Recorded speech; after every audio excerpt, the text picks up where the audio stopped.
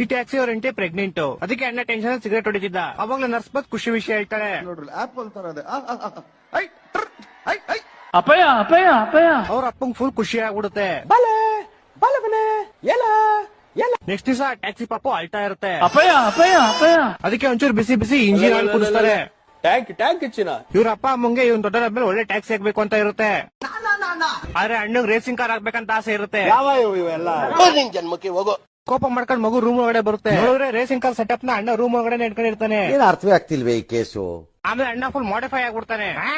ಹೆಂಗ ಇವೆಲ್ಲ ಅವ್ರ ಅಪ್ಪ ಅವ್ರ ಮಗನ್ ಡಿಕ್ಕಿ ತೆಗೆದ್ಬಿಟ್ಟು ಪೈಡ್ ಅಂತ ಹೊಡಿತಾರೆ. ಅಪ್ಪಯ್ಯ ಅಪ್ಪಯ್ಯ ಅಪ್ಪಯ್ಯ ಅಪ್ಪಯ್ಯ. ಅವ್ರ ಅಪ್ಪ ರೂಮ್ ಅಲ್ಲಿ ಲಾಕ್ ಮಾಡ್ಬಿಡ್ತಾನೆ. ಆದ್ರೂ ಅಣ್ಣ ಕಿಟಕಿಯಿಂದ ಎಸ್ಕೇಪ್ ಆಗ್ಬಿಡ್ತಾನೆ.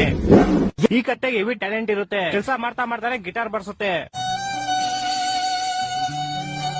ಇಲ್ಲಿ ಎಲ್ಲಾ ಪ್ರಾಣಿಗಳು ಸೇರಿ ಶಿಪ್ ರೆಡಿ ಮಾಡ್ತಾ ಇರ್ತಾರೆ.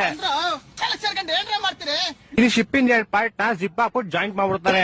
ಇವ್ರು 3 ಜನ ಕೆಲಸ ಮಾಡ್ರಂದ್ರೆ ಅವ್ರಿಗವ್ರೆ ಒಬ್ರಿಗೊಬ್ರು ಮಣ್ಣಾಕಂತಿರ್ತಾರೆ. ಈ ಹಂದಿ ಕಬ್ಣನ ಕರಗಿಸಿ ಒಂದ್ ಬಾಕ್ಸ್ ಹಾಕ್ತಾನೆ. ಓಕೆನಾ?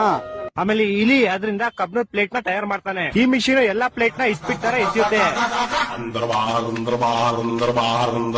ಇವರೆಲ್ಲರೂ 2095 ಬದುಕ್ತವ್ರೆ. ಈ ಕೋತಿ ಕಸದೊಳಗಡೆ ಹೋಗ್ಬಿಟ್ಟು ಕಸ ಕ್ಲೀನ್ ಮಾಡ್ತಾ ಇರುತ್ತೆ.